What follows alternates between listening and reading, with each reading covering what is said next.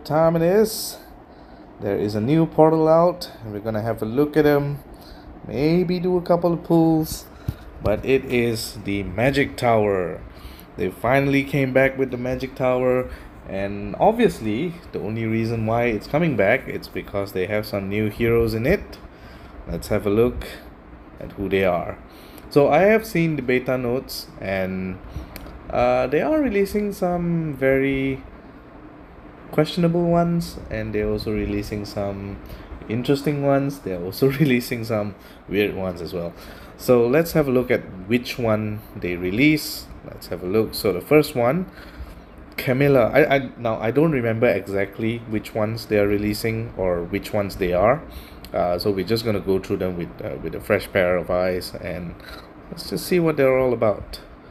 So Camilla, a 5-star blue magic hero, sorcerer class. Now all the new magic heroes have this double passive ability here. I want to see if the old magic heroes actually get the passive. If not, then it kind of sucks. But let's have a look at it. So with this passive, when these characters cast their special skills, all enemies get -5% mana generation stack. If the special skill is fully charged, all enemies get 2 stacks, and enemy can have up to 10 stacks, which means you can basically at maximum stack you can reduce their mana generation down to 50%.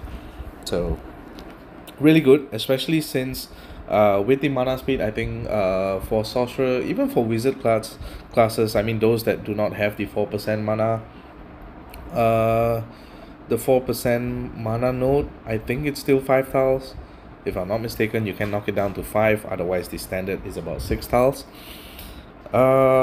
Really good, I think, especially if you can control the flow of the game, and you can constantly get like 2 basic matches every time. You can kind of make sure they go slower and slower every time.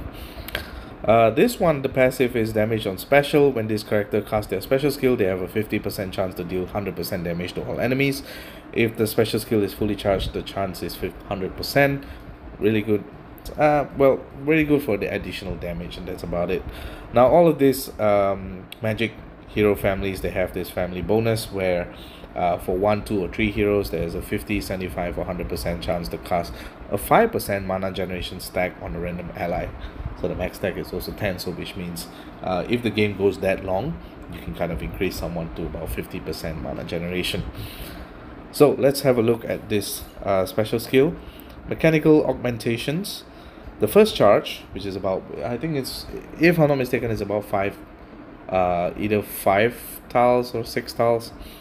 Boost health of all allies by 400. Boosted health can exceed maximum HP. All allies get plus 40% defense against special skills for 3 turns. So this is alright. The fact that it's basically your answer to a heal. Boost by 400 is quite a lot for a very fast speed, and the fact that you get 40% defense against special skills. So heroes like, for example, Anne or Jove, when they have those hard hitting special skills, you're kind of able to negate that. Now the second charge reduces max health of all enemies by 800. Now have a look at this. Max health can't get lower than 30% of the original max health. So what they did over these, I think before she came out, I think in the beta notes they were saying that as long as you reduce the max, as long as there is a max health reduction, it removes all of the boosted health. Now the reason why you don't see it here is in the coming patch, I think in version 58, because right now we're in version 57. For version 58, they will come out a new node where if you have a max health reduction, it automatically removes all boosted health. So when you look here, reduces max health of all enemies by 800, not only does it remove your boosted health, so first of all, what it does is, I should have put it in a more correct term. So before this happens, before this reduction of max health, they remove the boosted health first. So for example, if you have say someone at, let's say 1,000, let's say for example 1,500 HP, 1,500 hit points, you boosted health all the way up to another 1,500, so maximum boosted health.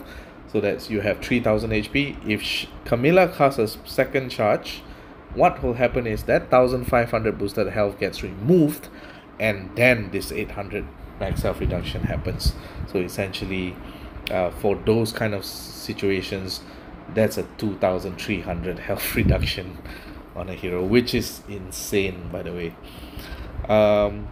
Also, all enemies get negative 54% defense against special skills for 5 turns. 5 turns. A lot of things can happen in 5 turns. Naturally, of course, with second charge, with this second charge, I think it's about 12. Although with sorcerer class, there is a potential. I think it's about 11 or 12, depending on your mana troops. But I think with the sorcerer class and a bard, I think it is easier to get it down to maybe like 10. The same way as Milena was when Milena was, and Milena is a wizard, so I think even with this, it's much easier to drop it down to about 10 tiles. Which is possible, which is still possible, especially if you're pairing this with someone like Mewing Ni, I mean, who gives like an increase, a huge increase in mana boost, mana generation. That actually helps a lot. So, I wouldn't say this is completely overpowered, but it is one of the interesting ones that you can use. Very versatile. This will be somewhat like the new Milena. I think people who have Milena knows that in the future, with that big balance update, there will be a nerf to her healing. It goes down from 25% to 15%. I think this one will be the next one. The fact that you have to pull for her though sucks, but you know, this will be, I think, the basically what we will say the replacement, I guess. Now, obviously, there are differences between Camilla and Milena. For one thing, this passive is not as good. You're not aiming to deal damage when you're healing. The fact that Milena was so strong was because she gave 10% mana every time she a 50% chance to give 10% mana to her allies whenever she casts a special skill, so which is really good. This one is slightly different because this one is just dealing damage. So I think Camilla is really good. Wouldn't complain if I have her. Definitely will level her up. Definitely go on more defensive and use her more as a support. So the next, oh god, okay, never mind. You know what? The next one is Ray. So Ray is also a sorcerer. And then you see this passive is different. When this character casts their special skills, they have a 50% chance to give 10% mana to all allies. If the special skill is fully charged, the chance is 100%. So this guy, red 5-star sorcerer. Let's have a look. Blazing Slam Dunk. So we're moving into the Slam Dunk territory for Empires and Puzzles. Alright, the first charge. All enemies get 525 burn damage over 3 turns. That's fairly decent. All enemies get negative 34% defense against fire for 3 turns. I like this. And dispels buffs from all enemies. Red, you rarely get good buff dispellers. I mean, right now, the double costume Gormak is pretty good. You have costume Guardian Kong, which has dispel, and then you have costume Zimkita, which dispels. Other than that, you are most likely bent on having someone like costume Marjana at the max, having her superior talent in order to dispel. Same thing as the first costume Gormak that allows you to dispel. Having a dispeller at very fast is really good. Oh, you have Hypnos as well, but Hypnos is from another tower, which makes it difficult for them to procure as well. So I like this. All enemies get negative 34% defense against fire for 3 turns at very fast speed. This can be good, especially when you think about it. The way you would synergize this, in 50% of the times, by the way, is if you pair him with, for example, someone like Teddy Sherry, for example, or even trying to think of a name here, say maybe Captain Kestrel, say, for example. Both of these are fast speeds. Basically, with this 10% mana, if you have a level 30 or level 29 magic troop, that 10% mana, if you get this at 6 tiles, makes both of them charge to their speeds with this 10% mana gain. And then you're able to fire them, and whichever target they hit, they already have that 34% defense against negative 34% defense against fire. So I think this one, it's ultimately one of the, I think, the more stronger offensive heroes. You can even use him for defense as well, if you're okay with the charges being very random. So let's look at the second mana charge. All allies regenerate 1190 HP over 5 turns, so that makes it up to about 230. I think it's about 238 HP over 5 turns. A little more if you look at the healing bonuses from the troops or from your hero itself. Can go up to potentially about 250, 260. All allies get plus 50% attack against nature for 5 turns. Now this one is not as good as the first charge, because you're only getting that 50% attack only if you're hitting a nature hero. So potentially, maybe, you know, if someone brings like a green, if you're putting Ray on defense, so someone wants to bring a green heavy team against your blue tank, for example, and then you can put this guy in like the wings or the flanks in order for you to get that, you know, that second charge going. The most important part, cleanses status ailments from all allies. So he is a dispeller, he is a cleanser, both in the same special skill depending on which charge you use. Sounds similar? Yep, that's Milena as well. So yeah, I think this guy has a potential to be really strong as well. I'm surprised. Like I think it's more or less expected that he will be the ones that is featured because he's that strong. So yeah, I think really impressive. The last one that is featured, and I think this is the one that everybody's looking forward to, is Willow, 5-star yellow druid. This time it has a 50% chance to recover 15% health for all allies, so 100% chance if the special skill is fully charged, which means it's at second charge. Now the first charge, levitating lunchbox deluxe. I guess she is levitating a lunchbox there. Okay, first charge, deal 175% damage to all enemies, dispel status ailments buff that affect defense from all enemies. All enemies are immune to new status effect buffs that affect defense for 3 turns. So that means you're basically dispelling anything that affects defense. So I think it's defense against a certain color, natural defense, defense against special skills, and I'm not sure, and this one will need to test whether or not it removes the defense buffs from heroes that give it, like for example Zhang Fei or Jean-Francois. So if that also works, then you know it could be in those kind of niche areas, but that basically makes sure that they do not get a single defense buff, which makes your attack hit a bit harder, and you can apply defense down buffs with impunity, without, you know, basically with impunity. So the second mana charge, all allies bypass defensive buffs with their attacks for 5 turns, which means you are able to bypass counter attacks, their defense buffs and all that, so that's really good as well. All allies reduce all received damage by minus 45% for 5 turns. Your whole team gets a received damage reduction. This is way better than Costume Sif, and even Wolfgang. Wolfgang gives it to himself, Sif gives it to nearby, this one gives it to everybody. And all allies counter attack with 115% of the damage received for 5 turns. This kind of sort of it's like a contrast to the second line, but I guess, you know, whatever less damage you take, you kind of counter attack with a little bit more to them. So I guess, you know, if you're talking about, like, you know, getting hit by Jove or Anne, for example, Jove already hits you like 530% damage, and you know, minor to nearby, that's still a lot of damage. So even if you reduce it by 45%, it's still a lot, and then you're reflecting back 115% of that damage. So I'm not sure. Actually, this one we'll need to test. We'll see whether or not if you reduce the received damage, does that mean that I guess it makes sense then. So whatever damage you receive is reduced by 45%, and whatever damage you give back is reduced by 45% and then increased to 115%.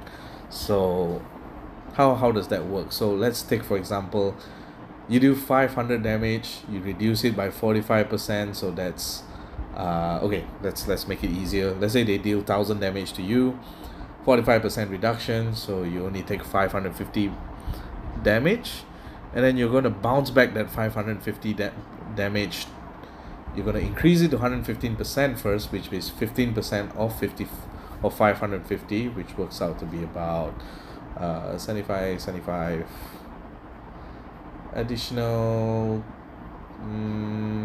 200. I think it's about 200 damage.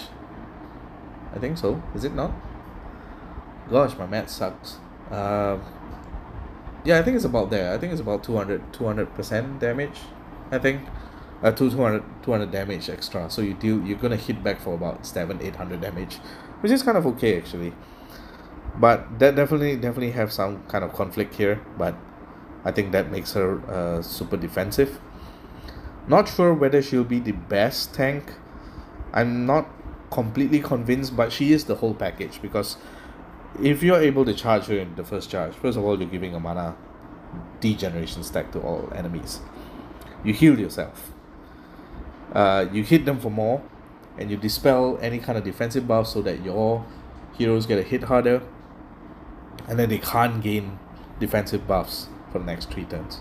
And then if for some reason they go up to the second charge, then you'll be able to bypass those defensive buffs altogether, reduce incoming damage, and reflect back whatever damage that you're getting. So I think this one is okay, worth considering as well. I think she's also really good. I don't think there's anything bad to say about this. But yeah, so those are the 3 main featured heroes here. There is one more 5-star that it was not featured. So Telonious, it's a 5-star green druid. Same passive, same one as the first one, same one as Camilla, where he deals extra damage. Let's look at the first charge. All enemies take plus 50% increased damage from status ailments for 3 turns.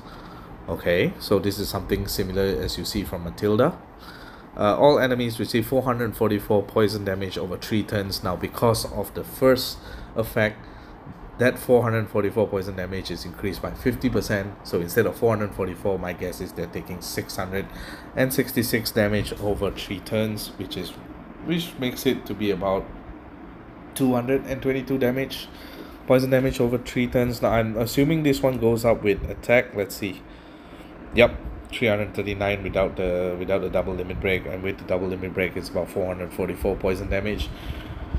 Nothing to be scoffed about, especially since if you combine this with other status ailments, like for example fire damage from Serendite, I don't know, water damage from somebody else, you know, those and sand damage from, say, maybe Costume Rock, for example.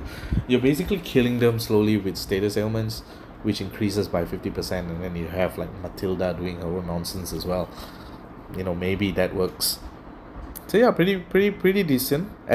And bear in mind, this is at very fast speed, so at 6 stars you do this. The second mana charge recovers 75% health for the caster and nearby allies.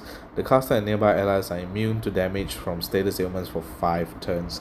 Not really a good second mana charge.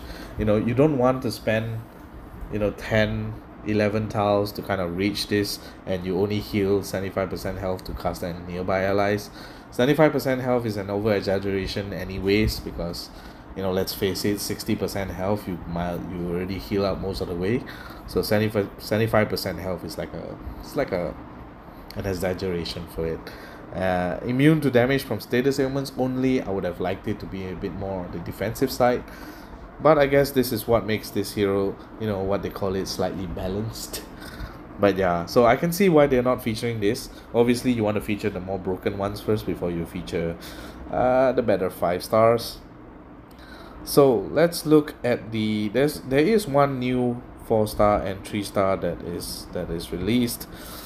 I hate that it turns the wheel while we're looking at each individual hero.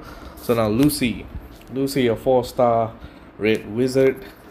Same passive. I like that the 4 stars are also getting this passive as well. Makes them pretty useful for raid tournaments as well, especially when you can't use mana troops for those 4 stars raid tournaments. Now the first charge deals 180% damage to the target. Each time the target activates their special skill during 3 turns, mana of all other enemies is reduced by 8%.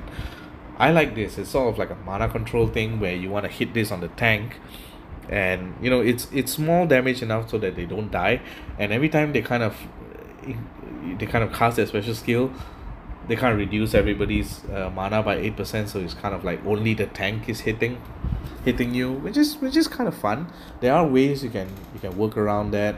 There are ways you can kind of like, if for example the flanks and the wings are the ones that deal the most damage, having the tank fire, it's fine. I mean, you ensure that the flanks and the wings are never going to fire at all, so that's pretty good.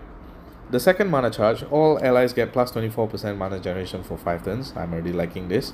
For the next 5 turns, this character deals 115% damage to all enemies each time any other ally casts their special skill. Wow. Okay. Damage is dealt on the first special skill cast of each character per turn. Oh, okay. So, what does that mean? Damage is dealt on the first special skill cast of each character per turn, which means you're only going to go up to maximum 4. It's not like I'm not sure if Hippo actually have that restriction. I'm gonna have to check that out. But essentially, this is basically Hippo, except I think Hippo is 3 turns. This is 5 turns. So bear that in mind. If you're trying to work towards this, you get a little bit more time for you to kind of power out your skills, and that means for every turn in those 5 turns, you'll be able to deal damage to them. Granted, I think this 937 with double limit break, by the way, this one would be less than Hippo, I think. So yeah, let's have a look at Hippo after this.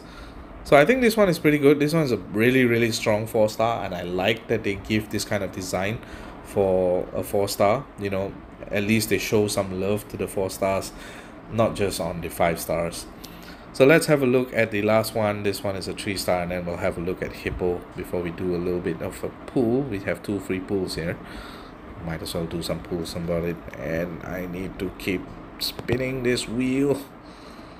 Alright, the new one, Roxia, a 3-star Druid. This is the first time I think that a 3-star has this effect, which is really good. The fact that they're able to give mana, so sometimes that helps a lot when you're looking at potentially, I'm not sure if this works, if you get 3 normal matches, if you're able to charge her, I think this powers out your average speed 3 stars in raid tournaments. So I think that's really good as well. So let's look at the skills. First mana charge deals 175% damage to the target. The target receives 35% damage for all the damage that allies receive for 3 turns. So this is something like Quintin from the Clash of Knights. So kind of decent actually. 35% damage for all the damage that allies receive. So you typically want something like maybe a hit 3 or a hit all. They're gonna hit other people, and then whatever target you originally hit with this spell will probably die from it. The second mana charge, all allies get 50% chance to bypass defensive buffs with their attack for 5 turns. It's granted it's only 50% chance, but that means you can also bypass counter attacks. And all allies get plus 30% critical chance for 5 turns. You know what? This might be even better to use for Mythic Titans than Gregorian actually, because Gregorian, so typically you would use Gregorian against either the I'm talking about the purple Mythic Titan, the one that gains a defensive. Oh shit, yeah, I think so it does. Holy crap.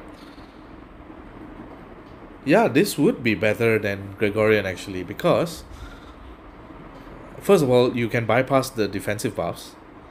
Second of all, she doesn't really give an attack. So Gregorian, the problem with Gregorian when you use him for basically for that for purple Mythic Titans is that his element link gives plus attack and plus defense. So that plus attack kind of gives that defense stats to the Mythic Titans.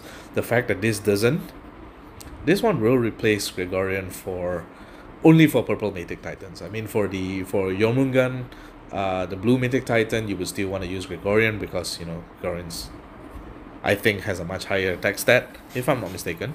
But even so, I think 782. Okay, let's look. I think this is the last magic hero that we're looking at. So let's have a look at Gregorian. So I do have Gregorian. So let's have a look at him. Gregorian, It's somewhere not here. Yep, 729. So that's lower. So Roxia is higher. So yeah, so you see, it gives plus 5% attack and 5% defense to nature allies, and that includes themselves. So every time you use this on a purple mythic titan, they kind of get a defense buff, and you don't want that. So using Roxia, you actually do it so much better. Wow, okay. Obviously now 30% crit is the same. It's higher attack as long as you double limit breaker, of course. Which is fine. It's only one Alpha Eater required. Let's look at Melia, for example. Where's Melia? Okay, Melia gives 36% critical chance, but her attack stat is much lower. So yeah, I can see Roxia being somewhat, good in those kind of cases. So the other one I want to look at is Hippo. I don't have Hippo myself, but I think one of my alliance mate does. Yep, there you go, Hippo. So damage is dealt on the first special skill cast of each character per turn, which means you only can do it once per turn, but it's fine. And this one's only for 3 turns. That one, Lucy, is 5. So now obviously this one is fast. Lucy requires it to get 4 matches, I think, for either 3 or 4 matches for her to activate that Hippo skill. But yeah, 993 is definitely higher than. So yeah, interesting. I like this new. I like the designs for the new magic heroes. I just don't like pulling for them because, let's face it, the odds are pretty low. It's only a 0.3% chance to get a legendary event hero and 1% chance to get the featured, and there's only a 6.7 or a 5.7 chance to get any one of the rare or epic heroes that you can get here. So we do have 2 pools, and the day after we'll probably get another couple of pools. Once we're done with the tower, I am not spending anything right now to get any more pools. So we're gonna see if we are able to get, maybe I would like either Lucy or Roxia here. So let's see if we can get them.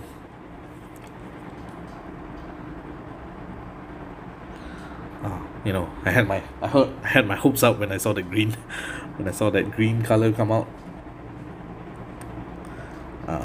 Sad. Alright, that's about it. So I'm not gonna do any more pulls. I think we're at the age where there's that hashtag no spend going on. But for me personally, it's not that I'm following it. It's more like I would rather have use my financials to do something else in my life rather than spending on this. Again, I would like to emphasize these are not must-haves, but they are fun to play with. Again, I really love the designs. It is something a little bit fresh to see, especially not because the skills are new, but because they're being used on 4 stars, 3 stars, and that the new 5 stars here have different types of skills and different types of situations where you can use them. So yeah, quite okay. Wish you all the best to anyone who's pulling. Let me know in the comments if you think if you have a different thinking as to what I think about these heroes, and do let me know if you actually pull them, because I'm very interested to see how they actually function. Again, I might do test videos when I meet them in raids or anything, but I mean, time has not been kind to me. I have been so busy with other things. So hope you guys have good luck, and I'll see you guys in the next video. GG.